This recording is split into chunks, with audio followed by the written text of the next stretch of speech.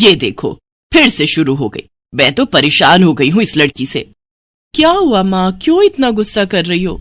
गुस्सा न करूं तो क्या करूं? हाँ, कब से आवाज लगा रही हूँ, लेकिन इन मैडम को एक बार में सुनाई कहाँ देता है। ओहो माँ, आप ही देखो ना, मैंने कितना सुंदर डिजाइन बनाया, बस इसी में ध्यान लगा था मेरा, शायद इसीलिए आपकी आवाज सुनाई नहीं दी होगी। अच्छा बताओ क्या काम है, मैं ये बाद में पूरा कर लूंगी। कुछ काम नहीं, खाने की थाली कब से लगा कर रखी है, अब महारानी को फुर्सत मिल गई हो तो चलकर खा लो। अच्छा खाना खाना है, अब आप शुरू करो, मैं बस 2 मिनट में आऊं। हाँ हाँ पता है तेरे 2 मिनट। इतना कहकर हिना की माँ सुमित्रा गुस्से में वहां से चली गई और फिर खाने की मेज पर। अरे क्या हो गया, इतने गुस्से में क्यों हो भाग्यवान? अब आप ही समझा लीजिए अपनी लाडली को, मेरी तो एक नहीं सुनती। हाँ तो क्या हो गया, तुम पे ही तो गई है।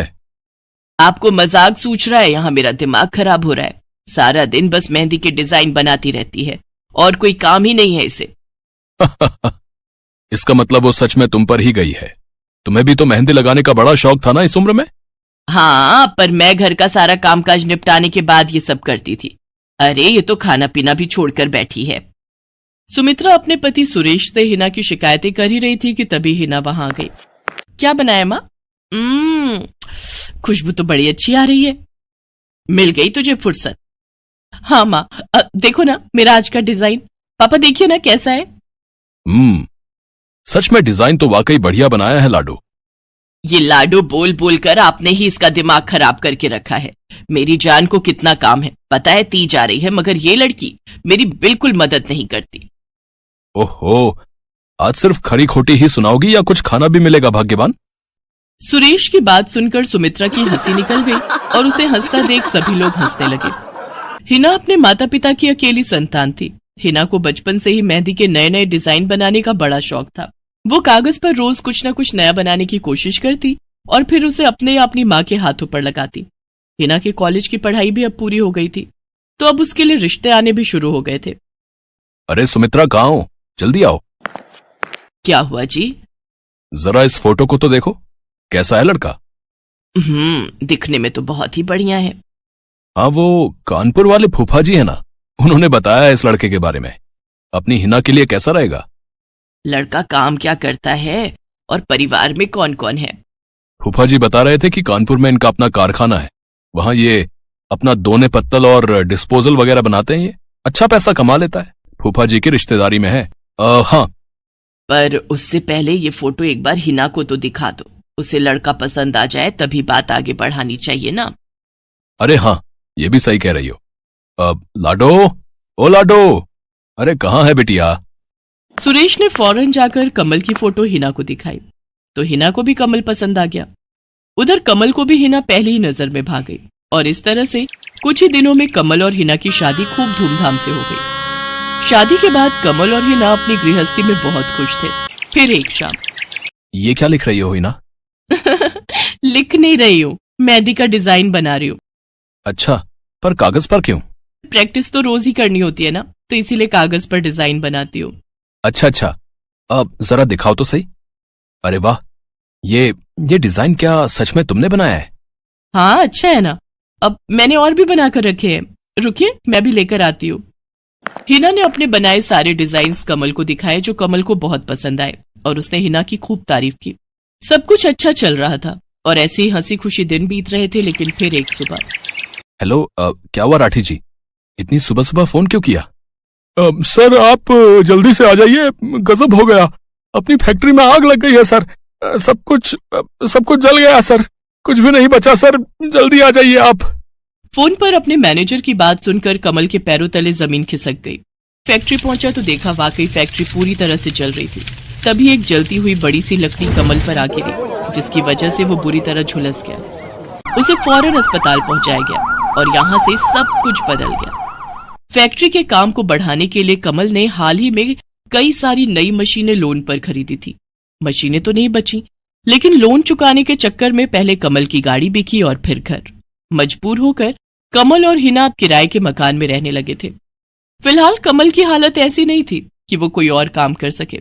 ऐसे में हिना ने घर चलाने का जिम्मा उठाया और वो घर घर जाकर औरतों के हाथों पर मेहंदी लगाने लगी।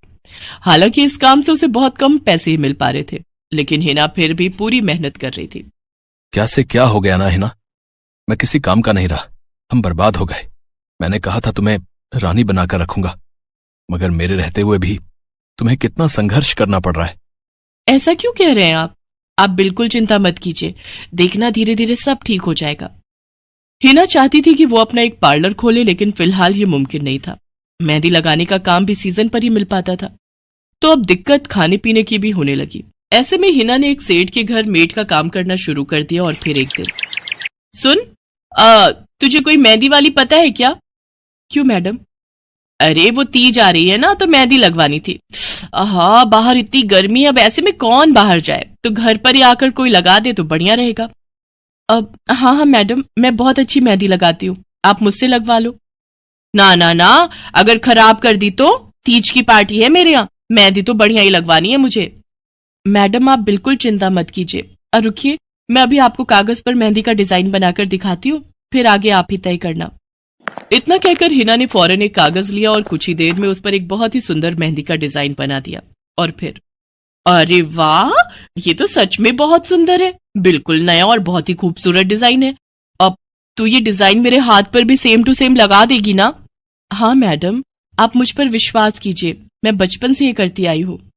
उस दिन हिना ने पूरे मन से अपनी मालकिन के दोनों हाथों पर मेहंदी लगाई। हिना ने जो डिजाइन बनाया था वो एकदम नया था और सुंदर भी। फिर अगले दिन, नमस्ते साहब, वो आपको कुछ? हाँ, मैं तुम्हारा ही इंतजार कर रहा था। ये कल शिवानी के हाथों पर तुम ही ने मेहंदी लगाई थी ना? जी साहब, मैंने ही लगाई थी। अब कोई गलती हो गई क्या मुझसे? नहीं नहीं, ऐसी कोई बात नहीं है, बस ये जानना था तुमसे कि मेहंदी का वो डिजाइन कहाँ से देखकर लगाया तुमने? कहीं से नहीं साहब, वो तो मैंने खुद से सोचा था, मैं कभी कहीं से देखकर डिजाइन नहीं बनाती। अच्छा, अगर ऐसा है तो जरा ये कागज और जरा इस पर एक मोर की थीम पर बेस्ड एक डिजाइन बनाकर दिखाओ, पर याद रहे डिजाइन बिल्कुल नया होना चाहिए। जी साहब, बस 2 मिनट दीजिए। हिना ने बस कुछ मिनटों के अंदर वो करके दिखा दिया, जिसे देखकर उसका मालिक साहिल मल्होत्रा हैरान रह गया। वाह, सच में कमाल है ये तो। अब तुमने डिजाइनिंग सीखी है क्या कहीं से? नहीं साहब, सीखी तो नहीं, लेकिन मुझे बचपन से ही शौक है मेहंदी लगाने का, तो बस इसीलिए। समझ गया। देखो हिना, तुम्हारा हुनर लाजवाब है और तुम्हें अपने इस हुनर को ऐसे बेकार नहीं जाने देना चाहिए। जी मतलब? तुम्हें पता है ना, मेरी फैक्ट्री में लेडीज कपड़ों के लिए कपड़ा बनता है, लेकिन काफी समय से मैं परेशान हूं, क्योंकि सूट साड़ियों वगैरह के लिए मेरे पास नए डिजाइन की कमी पड़ गई है। लेकिन अब लगता है ये कमी नहीं रहेगी। बोलो, बतौर डिजाइनर मेरे लिए काम करोगी तुम? जी साहब, बिल्कुल करूंगी। ये हिना के लिए सपने के सच होने जैसा था। अब वो काम वाली बाई से एक डिजाइनर बन गई। वो साहिल की फैक्ट्री में बनने वाले कपड़ों के लिए हर रोज नए नए डिजाइन बनाने लगी, और इसके बाद साहिल के फैक्ट्री में बनने वाले कपड़े की डिमांड काफी बढ़ गई, और इसके चलते हिना को भी उसके काम की बढ़िया सैलरी मिलने लगी। हिना अब अपनी कमाई से न सिर्फ अपना घर खर्च चलाने लगी, बल्कि उसने शहर के बढ़िया डॉक्टर से कमल का इलाज भी कराया, जिससे कमल बहुत जल्दी ठीक हो गया और उसने भी काम करना शुरू कर दिया। पर इस सब में पूरा 1 साल बीत गया और एक बार फिर से तीज का त्योहार आया। देखिए तो कैसी लग रही हूं मैं? बिल्कुल चांद जैसी लग रही हो। हिना ने नई हरे रंग की साड़ी पहनी हुई थी, जो उसने खुद डिजाइन की थी, और वाकई वो उसमें बहुत ही सुंदर लग रही थी। हिना, तुम सच में बहुत बहादुर हो। मैं तो उस हादसे के बाद उठकर खड़ा ही नहीं हो पाता, लेकिन तुमने सब कुछ ठीक कर दिया। तीज का ये त्योहार ही इसलिए है जी, मैं आपको कभी कुछ नहीं होने दूंगी।